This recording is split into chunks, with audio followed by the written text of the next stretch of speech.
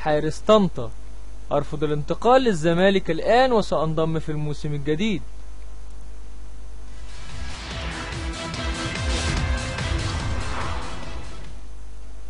الثعلب يدعم إيهاب جلال هاتفيا بعد خسارة الزمالك للقمة.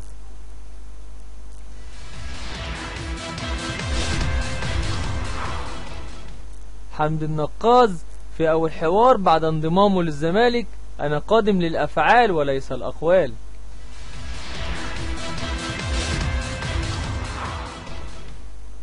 الزمالك: إيهاب جلال طلب مهلة أسبوعا لتحديد الراحلين.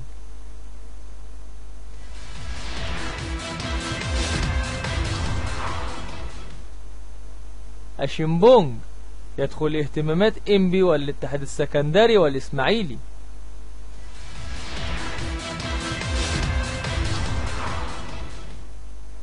إيهاب جلال للاعب الزمالك: مرتضى منصور يتعامل معكم بإحساس الأب.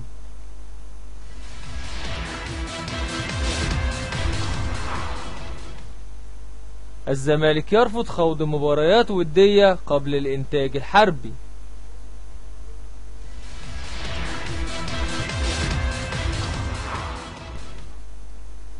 جلسة بين مرتضى منصور ومحمد إبراهيم لتصفية الأجواء برعاية إيهاب جلال.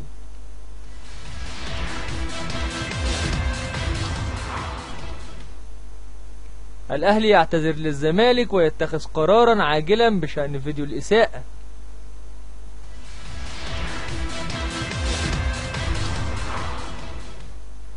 مرتضى منصور: كل مطالب إيهاب جلال سيتم تلبيتها.